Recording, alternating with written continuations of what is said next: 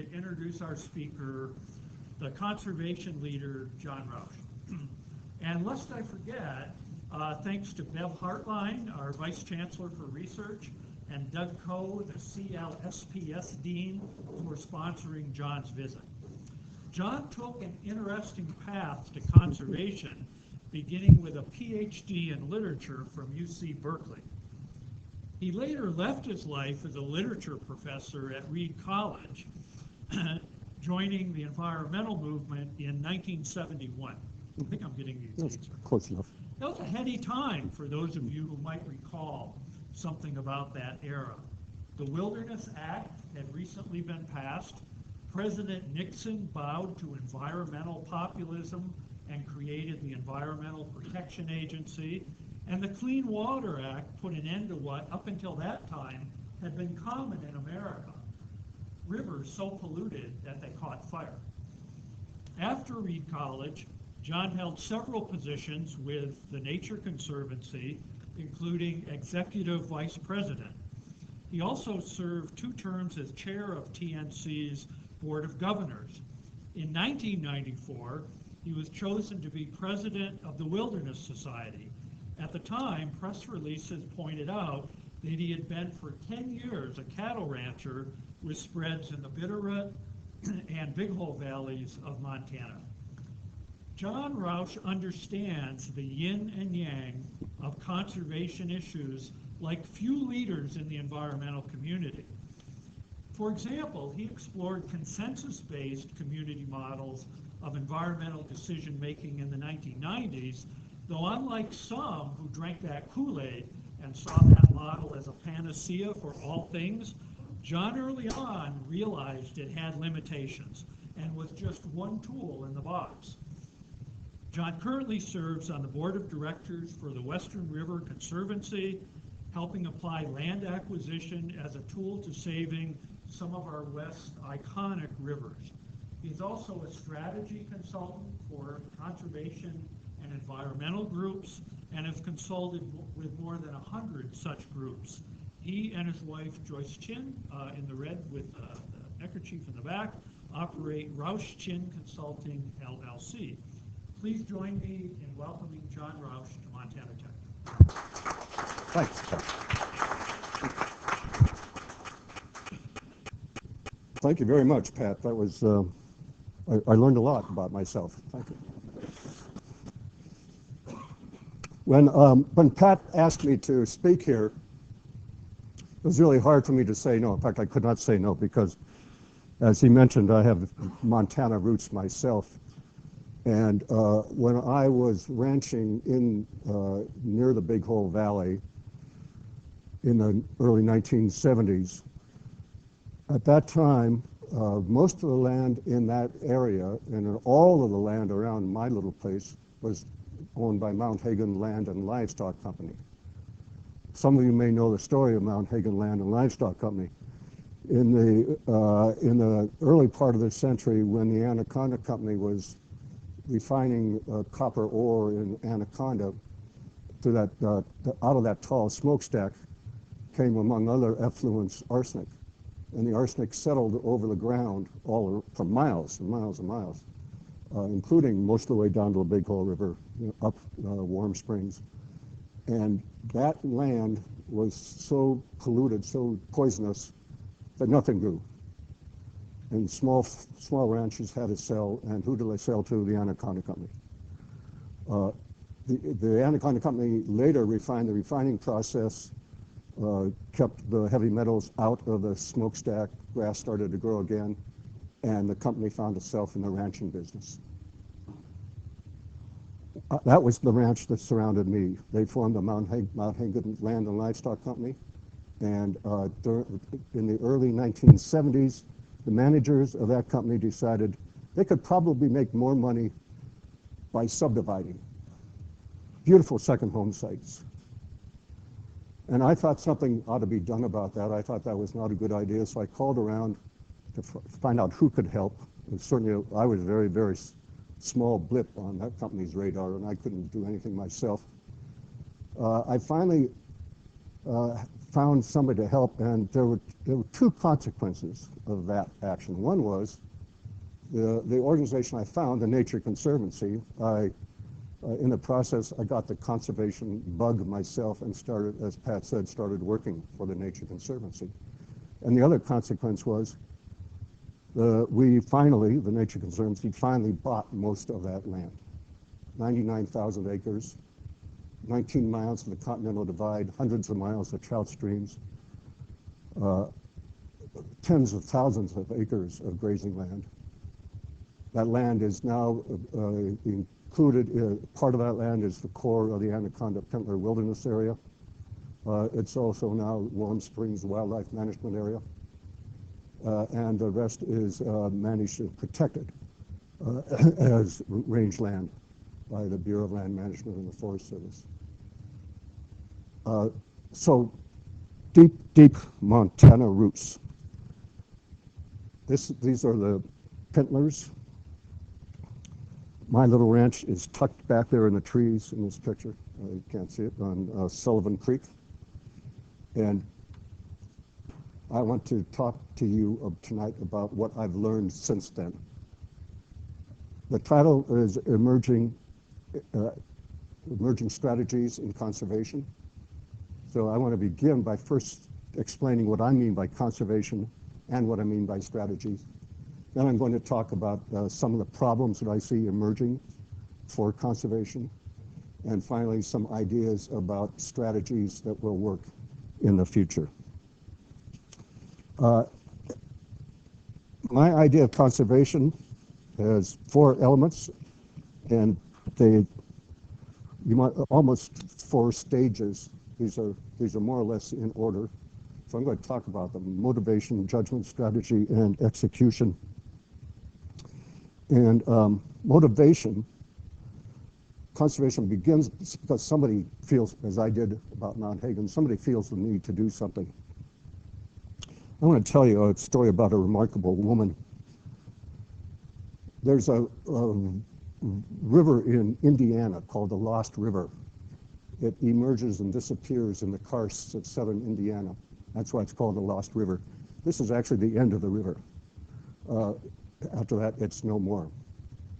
The woman who I want to talk about owned a large property in the gulch called Orangeville Rise. And Orangeville, in that part of the country, a rise is a spring that emerges from the ground.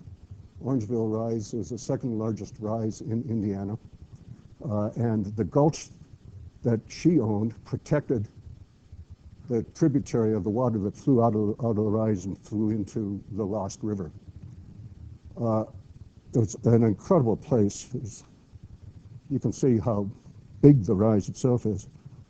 And her name was Emmy. That's how I knew her, as Emmy. She owned 450 acres. She decided that it should not be sold. As she was getting old, she didn't know what to do, so she donated it completely to the Nature Conservancy. It was just about the only thing she owned. She could have made a lot of money from that land, but she gave it away. That was early in my conservation career. It's 1975. I was working for the Conservancy. I flew out from Washington to a dedication ceremony.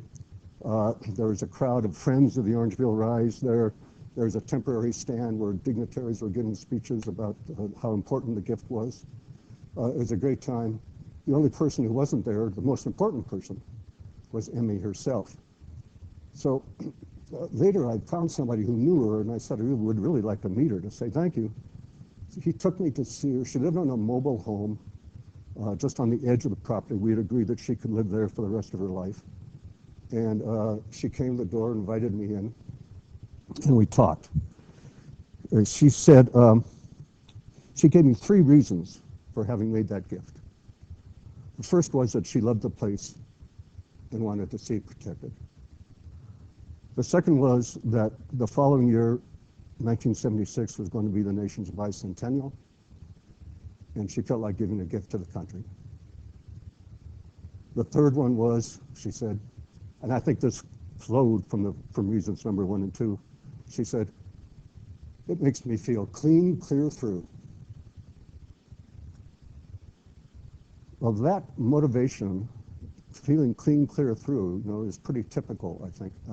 It's not an unusual story. This is not an unusual story. I'll tell you briefly one more.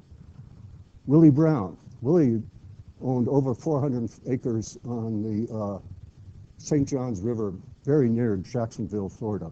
Very expensive property, very expensive land. It was worth millions. Willie, in a lot of ways, was like Emmy. He had nothing else to his name. He had inherited this land.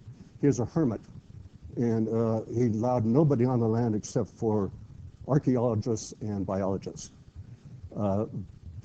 because he was really interested in learning more about the place. Otherwise, stay away. Finally, like Emmy, he was growing older. Decided again he wanted to do something for the land. Once again, the result was a gift to the Nature Conservancy. He had first given some of the land to the Campfire Girls because he wanted girls to have a chance to experience wilderness. And then he gave the rest to the Nature Conservancy. And he had not owned a suit of clothes for 50 years, just lived there looking like that, and growing older and enjoying the land. Well, many such stories, people either give a place away themselves or they donate money so that somebody else can buy a place. And when you ask about their motivation, I can only sum it up as love. I think the primary root motivation of conservation is love. Love of nature, love of future generations, love of a specific place. And it's important, I think, that we understand that love can be taught and learned. And it's important that we teach people about that love.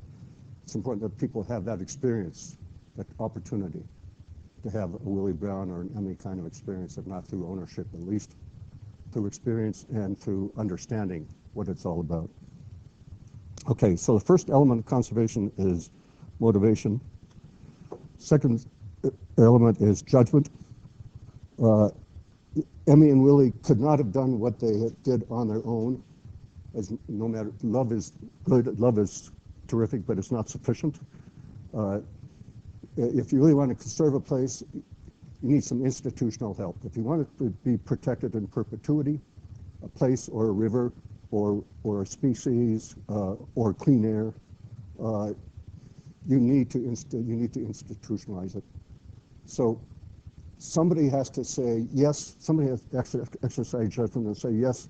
This is objectively speaking worth saving. And yes, objectively speaking, it can be saved. It's feasible to do it. And that's where judgment comes in. Often those judgments are usually in the case of conservation, those judgments are usually at root historic or scientific, historic or ecological. We're talking mostly about the ecological side of things, but everything I'm saying also works for historic preservation as well. So we now have, and this Pat was talking about the way things have changed in the last 40 years. We now have a lot of institutional bases for making sound judgments about what should be protected. We've got the endangered, things like the federal endangered species lists, which are based on extensive scientific input, judgment about what's in danger, what's in jeopardy, and what needs to be protection and how it should be protected. In Montana, you have the Montana State Heritage Program, for example, which again is a great source of information and knowledge about what needs to be protected. But step two, judgment, crucial part, at least in my view, of what conservation is all about. In the future, as things are coming, and I'm going to get back to this, but these judgments are going to be much more important and much more difficult. as we move into a world of increasing scarcity and competition for resources. Making these kinds of judgments is going to be much more fine-grained than it is even now. As I say, I'll return to that. Element number 3, strategy. Say once you've decided that something should be saved and you've got agreement, you've got sound objective agreement that it should be saved, it can be saved. The next question is, how are we going to save it? That's strategy. What's the plan? And it's a very common step for people to overlook. To say, well, okay, we know this is so important, we got to do something. I know, I'll call my congressman and have him do it, or something like that. Instead of saying, what the hell, what is the right way what is the right strategy? How do we make the commitment? How do we get the whole society committed to this?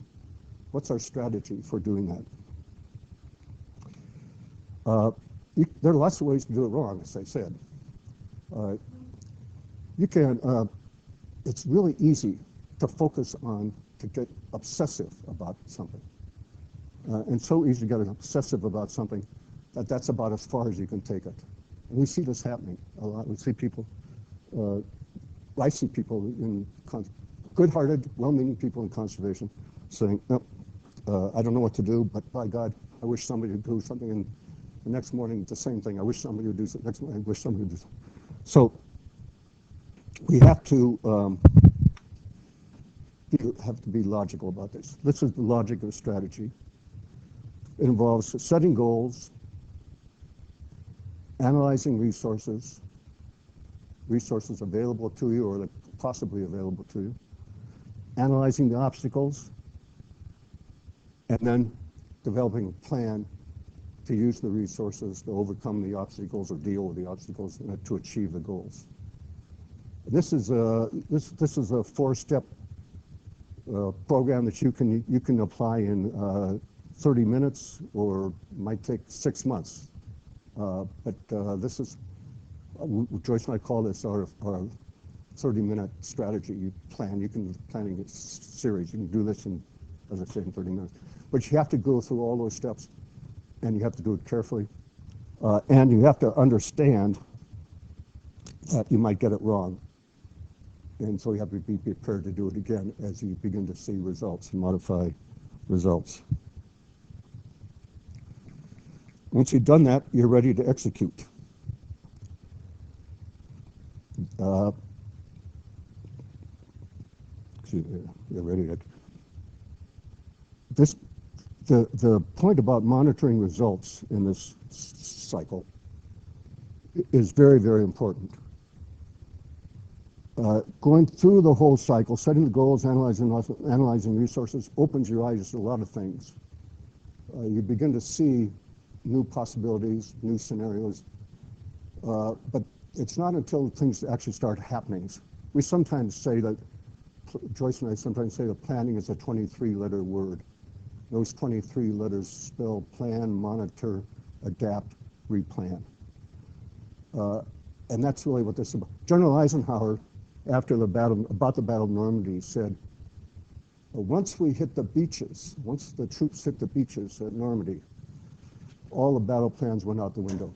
All the battle planning we done was useless, except it wasn't useless, because the planning process itself let us see what could happen and decide how to adjust when that happened. So the planning process itself was invaluable. The written plans we had weren't so good. But then because we'd gone through that process, we could then adapt. We knew what assumptions we'd been making, and we could adapt in response to what was actually happening on the ground. You got to get help. As I say, this whole business is all about getting help. Emmy coming up with an idea, me coming up with an idea, we got to turn to somebody else to get help. And asking for help is a big part of executing a plan. And that requires setting up a successful transaction. Let me ask you a question. How many of you own an iPad? Raise your hand. How many of you bought your iPad because you thought Apple needed your money? It's a really common mistake people make when they have a good cause, when they're fundraising or trying to get support, is they say, you know, this is so deserving, you should support us. Or we're working so hard, you should support us. Or this is a great cause, you should support us. Here's what you want. You want to set up a transaction that goes like this. You see a need. You see help that you're going to need. You see somebody else who could provide that help. You go to them and you tell them, look, this is going to help you. And here's how it's going to help you. If we get it together and do this, we're both going to benefit from this. Apple sells iPads because it convinces people that they need, that iPad can solve a problem for them. That iPad meets a need that they have. And that's the transaction. That kind of transaction, that mutual transaction where it's a win-win, is the basic transaction in fundraising and marketing, in building coalitions. It's the basis of leadership. That is what leadership's about. It's that kind of thing where a leader says, Martin Luther King says, I have a dream, but I can't do it without you. You need to go back to the South and organize. You need to go up to the northern ghettos, and this will all be a better world. We'll all be better for this if we all do this together. That's leadership. And that's the transaction that goes on. So,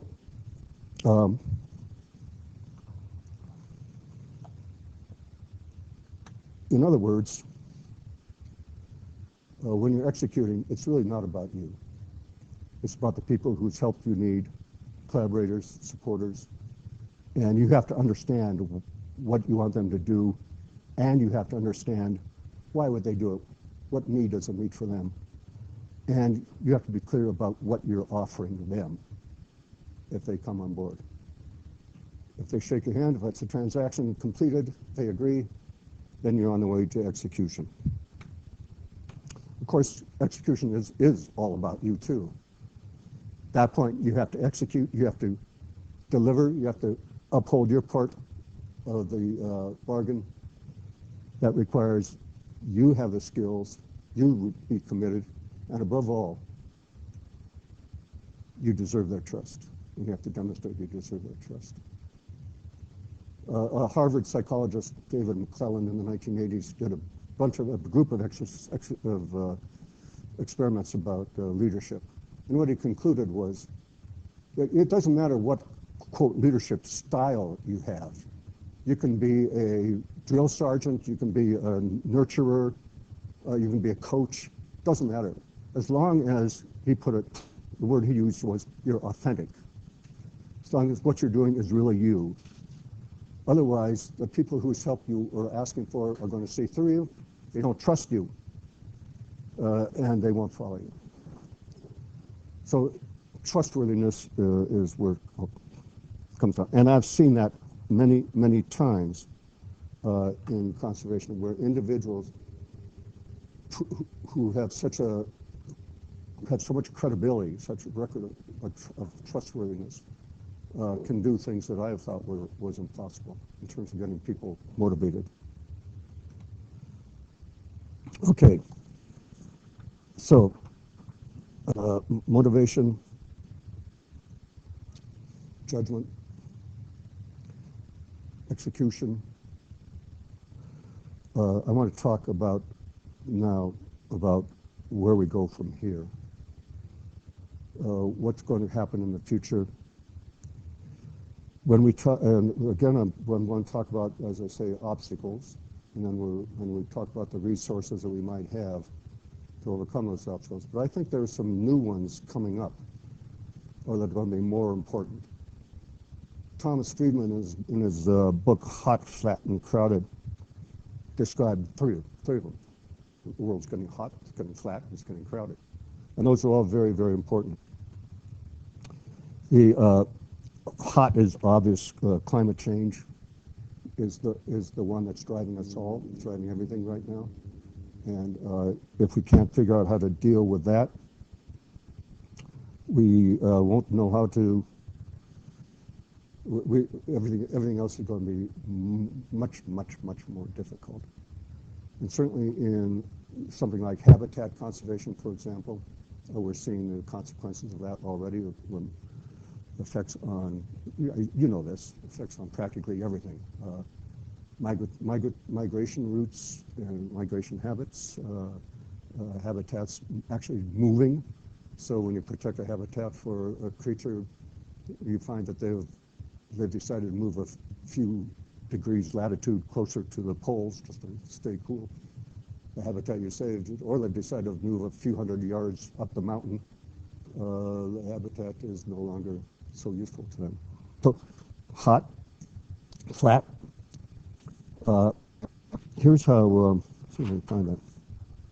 Here's how Friedman described the build-up to the credit bubble of 2008.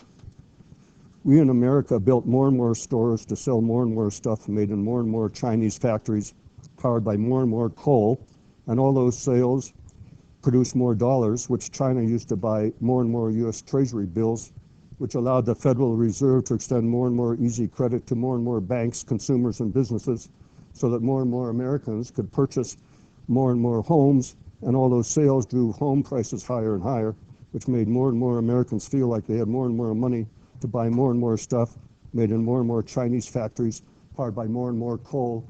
I'll stop there. You get the idea. So the question that this raises is, you know, when American consumers in 2008 stopped buying, then factories in China went dark, and when Americans have destroyed habitat, species go extinct. When somebody in South America destroys habitat, species that we are used to seeing in America go extinct. So certainly flat, yes, and crowded, of course. By the year 2050, the world is going to have 2 billion more mouths to feed, and those people will want more stuff, and they will want to have more children.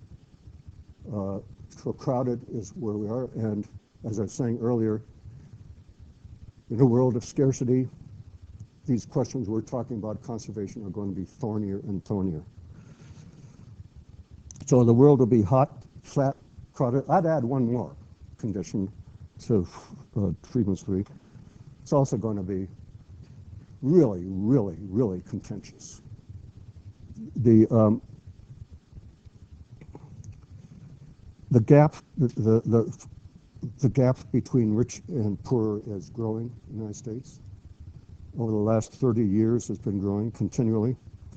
Even if we just try to maintain the status quo in that graph, if we do nothing, if we make no changes in policies, the gap is, the momentum is on the side of the gap continuing to widen. And that has, again, serious implications for conservation, serious implications for a lot of things, including conservation.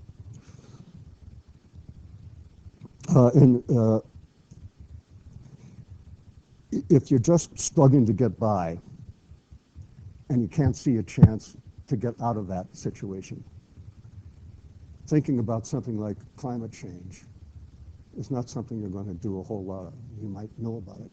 In his book, ebook,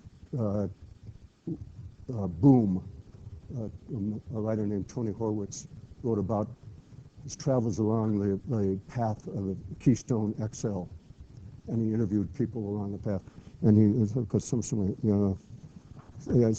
and most of the people he interviewed had heard about the problems of CO2 and climate change. They knew about that, but that's not where their minds were. Obviously, that's not what they were worried about.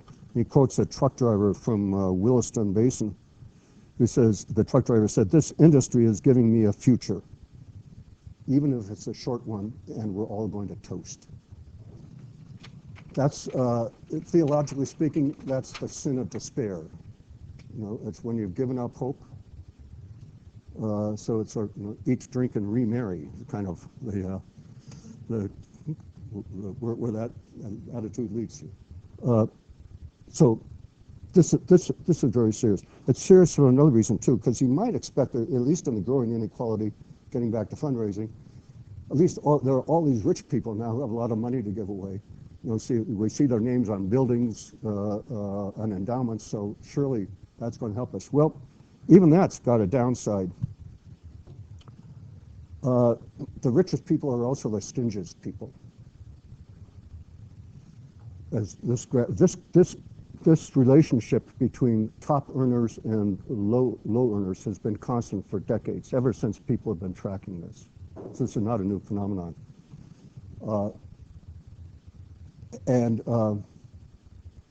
The problem is the pockets of the people who really want to do some, give much money, are accustomed to giving money, the low income people. Their pockets aren't quite as full as they used to be.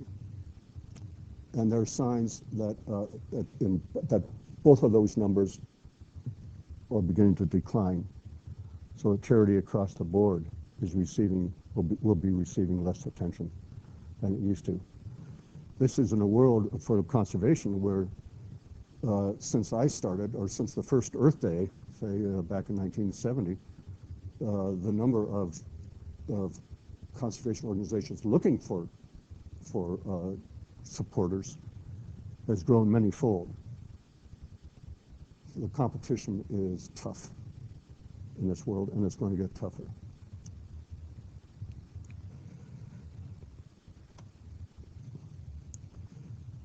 Besides economic inequality, we're also facing a growing polarity,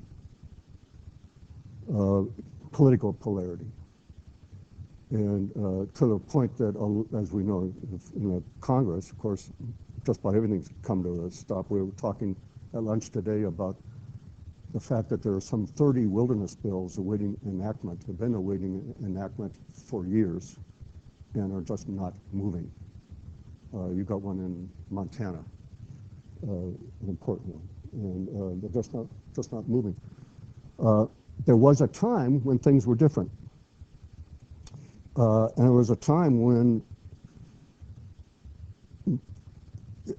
conservation was primarily a Republican issue, at times of Teddy Roosevelt, and as Pat mentioned, up through and even Richard Nixon. Good Republicans. I once sat in a room of a small group of people, the group included a man named Tom McCall, who was then governor of Oregon, and Cecil Andrus, who was then governor of Idaho, later went on to be Secretary of Interior. Tom was talking about the time how in the previous election that just passed, he and Cecil crossed each other's shared borders to campaign for each other's re-election because they were both advocates for conservation. What's remarkable, of course, is that Tom was a Republican and Cecil was a Democrat. But what built the bridge was their concern about conservation. So, but where conservation was once a bridge issue, it's now a wedge issue. A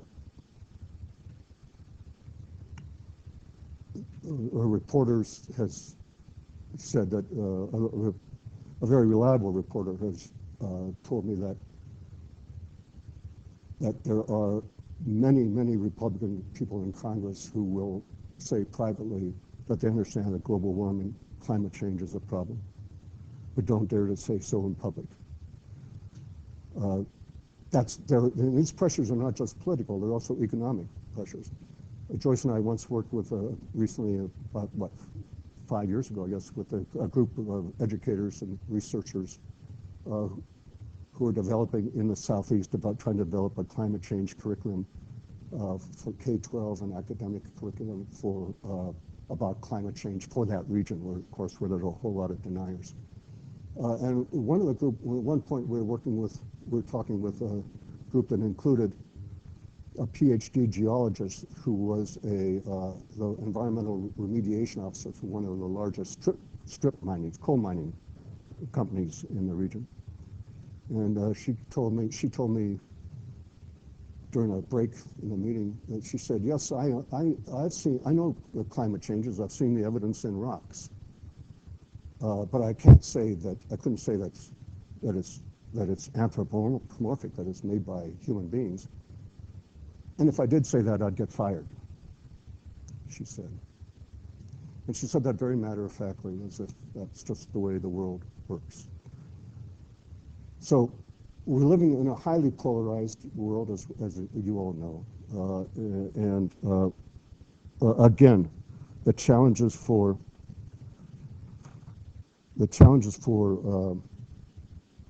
conservation are pretty obvious. Challenges for everything are pretty obvious.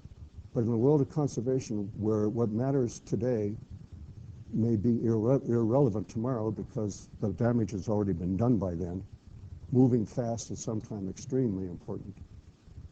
And in a world where there's a premium placed on moving slowly, or not doing anything, that creates even more strategic problems for us. So what do we look for in the future? How do we solve all this? What do we do?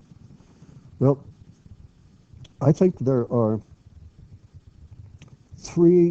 I take away three lessons. The strategies in the future have to have these three characteristics in order to succeed.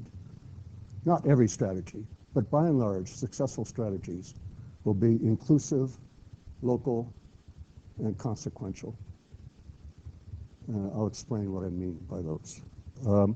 First, inclusive. So good strategies, as we said, good conservation requires good science, but good science alone does not necessarily lead to good policies. To get good policies, you need friends. And you also need to be good at communication. And it's often a problem for scientists who find it hard to get rid of jargon, who may be uncomfortable getting out of the lab. We have to learn how to talk with people, not at people. And we all need to do that. And it's really, this is extreme. This sounds like platitudes, but it's really essential for what we're going to be working on in the next 50 years. There's also one other rule, I think, besides not using the jargon and so forth. It's really difficult to convince an environmental skeptic with facts. It's amazingly difficult. You know, when we know we're absolutely right, we got the facts on our side, you know, and you try to convince a climate skeptic or any other kind of skeptic. They have, just visit, reading about the Garden of Eden exhibit in Tennessee. You may have heard of this, but huge. It's a theme park devoted to creationism,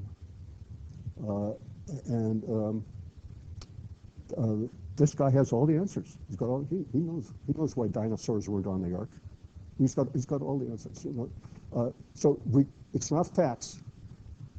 What will persuade people, if we have a chance, is values. If we can find a way to demonstrate that we share values, we have a chance to talk to people. And that is not all that hard to do with most people. A story about that. As I say, successful strategies are going to be inclusive. And I guess about 20 years ago, Joyce and I started working as consultants with Montana Fish, Wildlife, and Parks. The state legislature was getting tired of getting beat up by environmentalists on the one hand, and recreationists, sportsmen, anglers, hunters on the other hand, and then on the third hand, farmers and ranchers.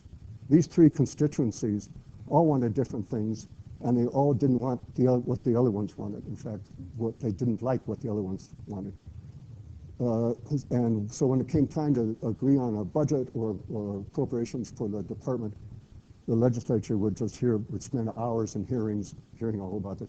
So finally they got exasperated. They said to the department, you come back and bring us a plan that everybody can agree to. And we'll give you money to hire some outside help to do that. So they hired Joyce and me.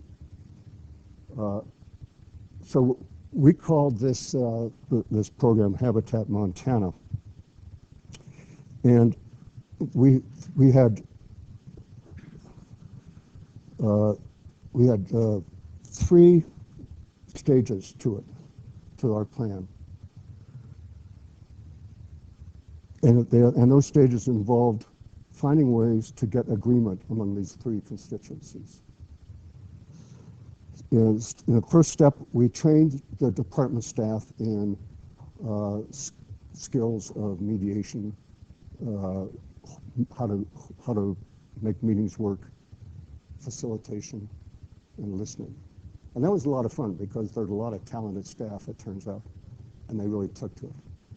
And the second step was in each of the regions of the department all around the state, we asked the managers of those regions to select from their region people who were active from all the three constituencies, leaders from the three constituencies, and invite them to a meeting.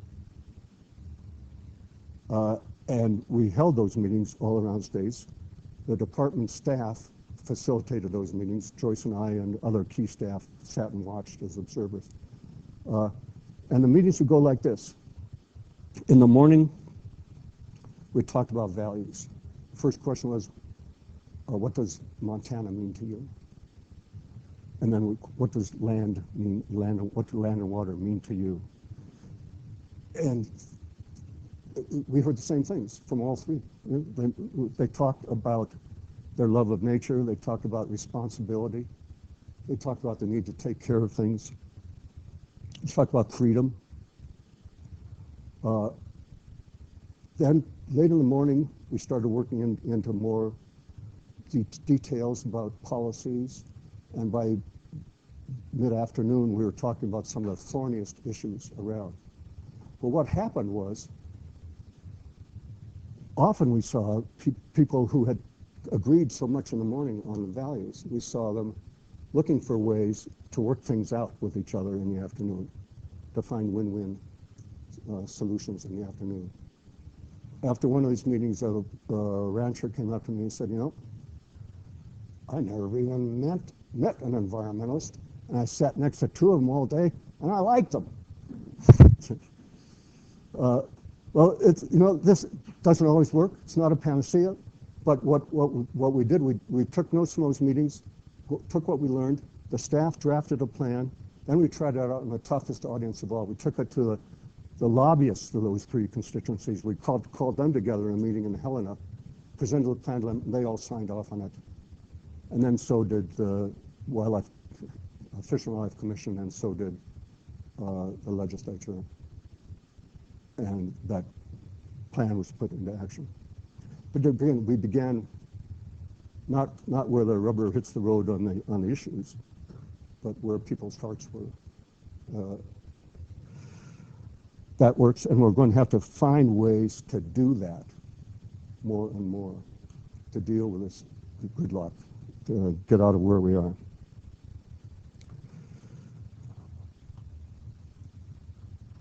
Successful strategies will be local. This may sound counterintuitive, given what I've been saying about the hot, flat, crowded world, and how intimately and implicitly everything is intertwined right now. But like politics, all conservation is local eventually, ultimately.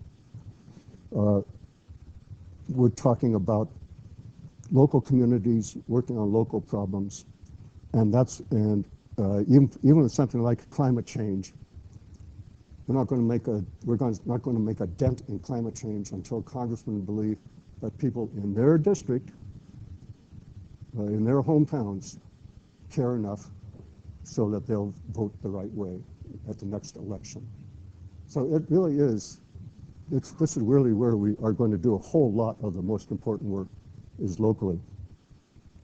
This is the Klamath River. It's a beautiful, beautiful river, flows from Oregon down into Northern California to the Pacific.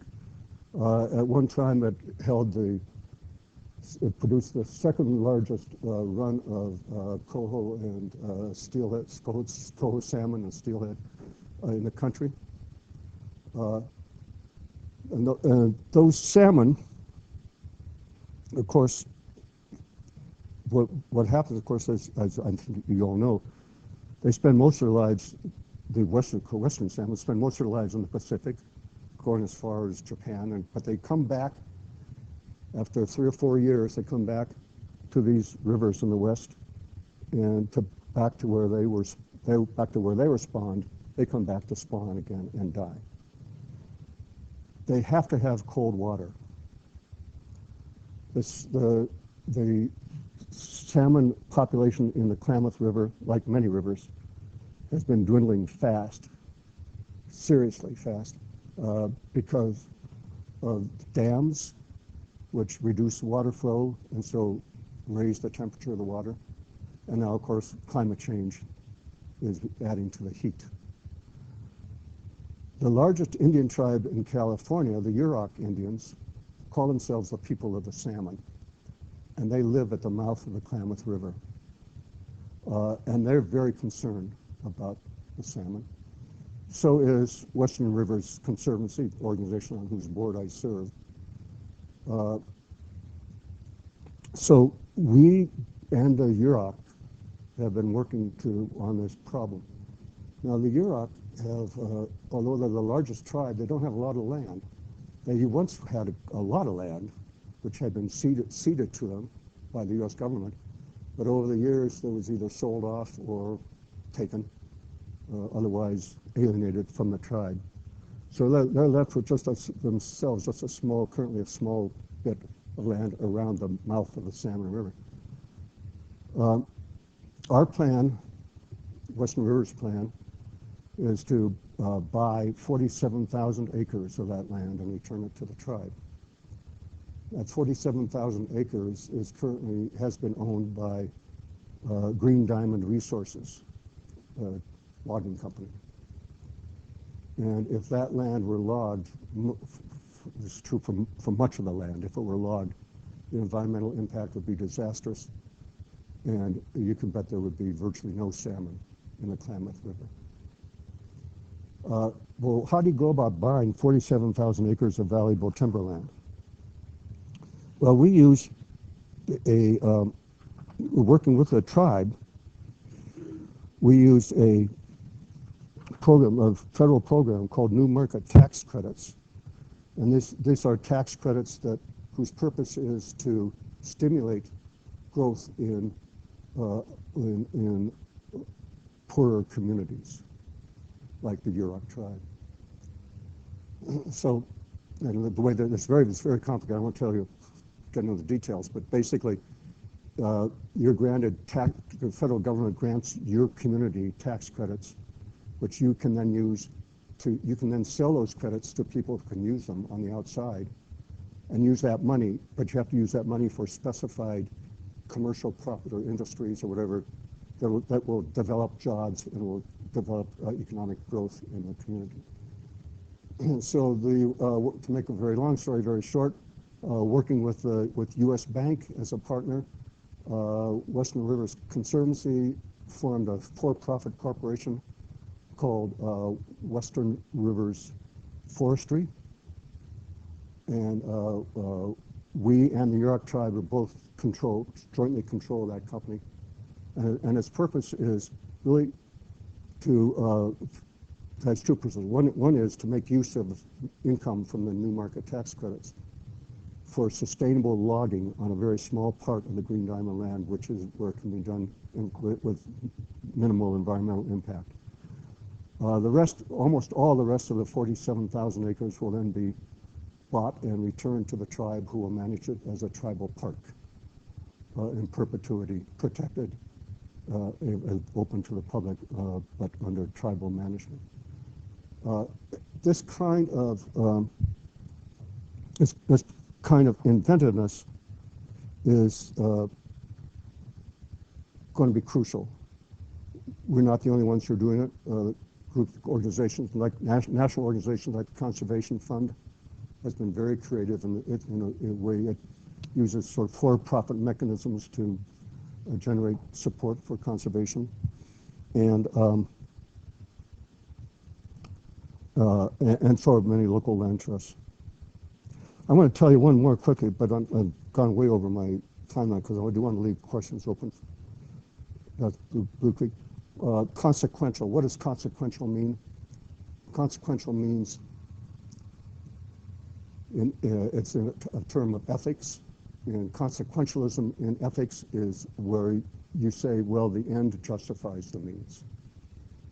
And the end in consequentialism, you're not judging the moral value, quality of an action itself. You're judging the results. And you're not judging the moral value of people, you're judging the results. So in conservation, we live in a world of consequentialism. We're always looking at trade-offs between ends and means and trying to make those kinds of decisions. In politics, in the United States, we do this by having legislatures or courts of law that make those decisions, and then bureaucrats, administrators that carry them out. And in all of those actions, all those decisions and actions, there are always winners and losers. Almost always winners and losers.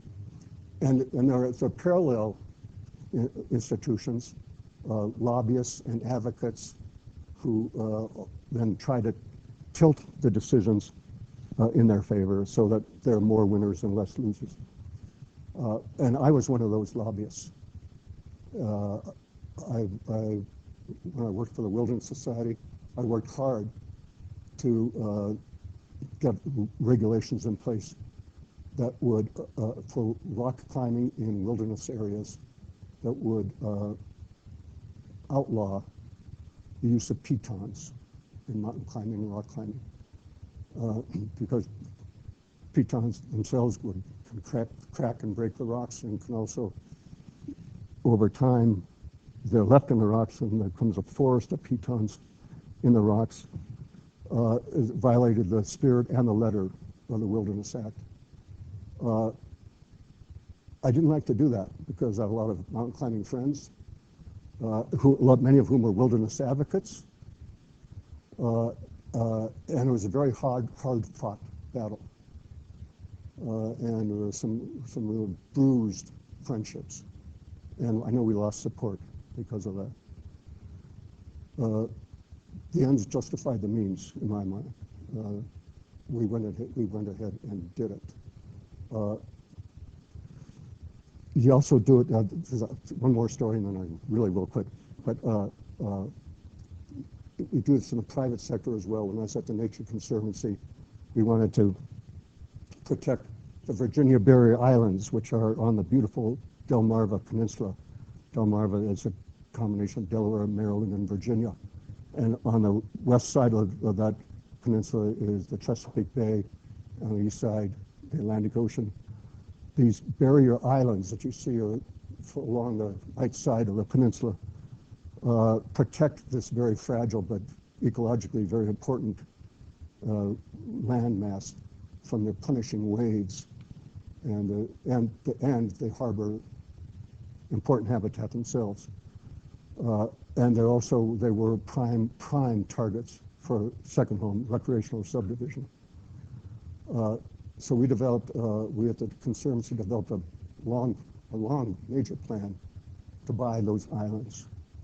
And we set out to do it. The plan was underway. We were making progress, and we ran up against a landowner. He owned Wetumpka Island, which is up there in the middle of the islands. And he refused to talk to us. He refused to talk to conservationists. He didn't like conservationists, period. He talked to developers. We wouldn't talk to conservationists. We could have let it go, except that strategically it was such an important island. We just the whole project would have been doomed if we hadn't got that island. So since he would talk to developers, we became developers.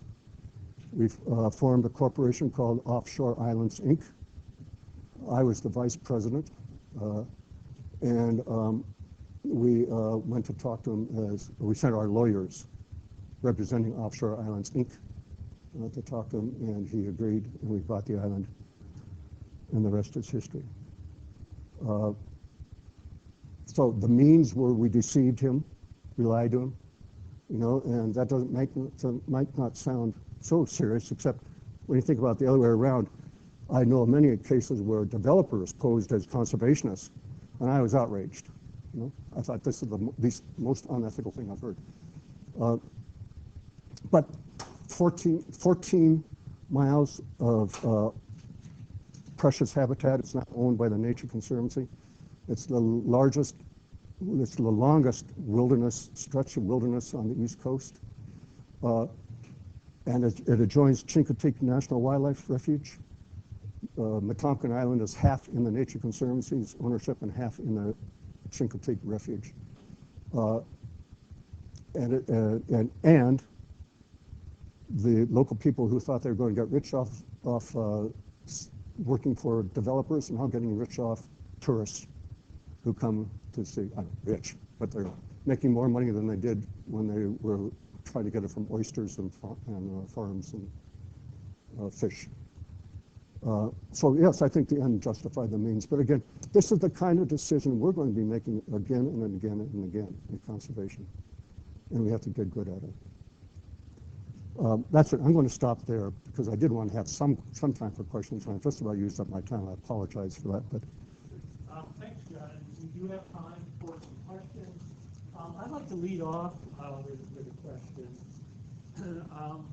The biology department at Montana Tech, in league with the grad school, is on the verge of developing a master's in conservation biology and a certificate program in conservation biology. Now that's going to be a science-intensive program, but from your experience and working with all these scientists on various issues in conservation and environmental community, if you had to teach a course for these conservation professionals as a non-science course, what do you think the most important thing in the curriculum would be for these scientists to know? I think I touched on them. People skills, communications, negotiation, facilitation, skills like that. I think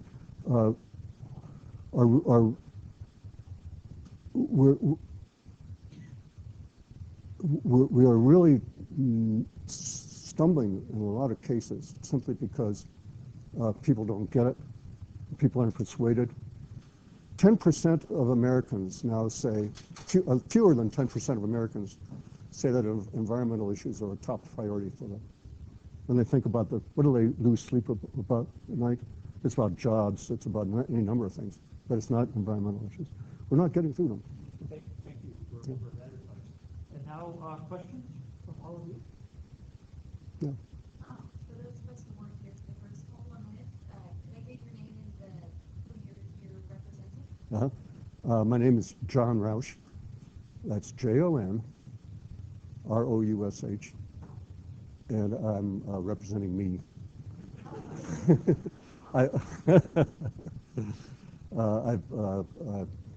Pat asked me to come here as an old timer in conservation. So.